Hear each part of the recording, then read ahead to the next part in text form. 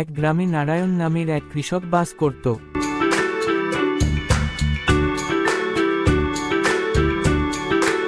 একদিন সকালে কাকের ডাকে হঠাৎ তার ঘুম ভেঙে যায়।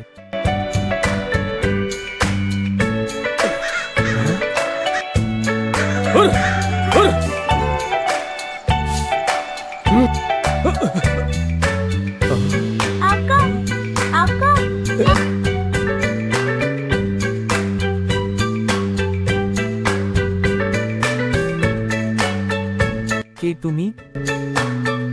তোমার নাম কি? তুমি কোথা থেকে এসেছো? তুমি কিছু খাবে? তুমি আমার সাথে থাকতে পারো, কিন্তু তুমি ঘর থেকে বেরোবে না, ঠিক আছে? একদিন নারায়ণ বাড়ি ফিরছিল। বাড়িতে এসে সে তার পতিত ক্ষেতের দিকে তাকিয়ে দেখে।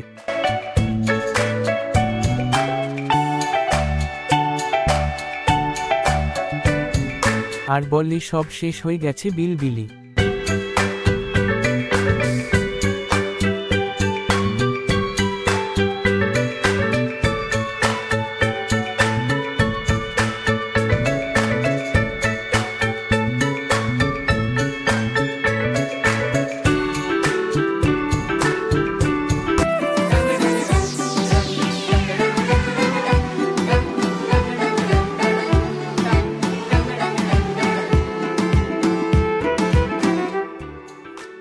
সকালে যখন নারায়ণ ঘুম থেকে উঠে তার ক্ষেতটা দেখে, তখন সে আনন্দে আত্মহারা হয়ে পড়ে, আজ তো চমৎকার হয়ে গেছে।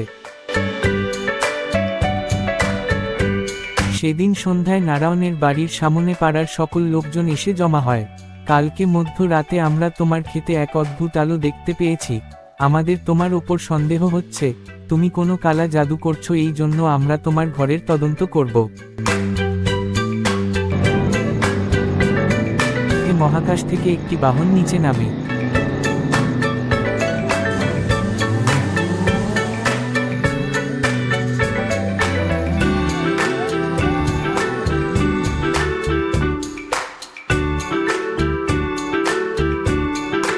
বিলবিলি তার মালিকের কাছে চলে যায়।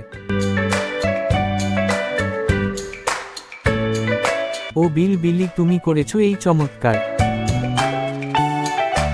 বিলবিলির মালিক নারায়ণকে ধন্যবাদ জানায়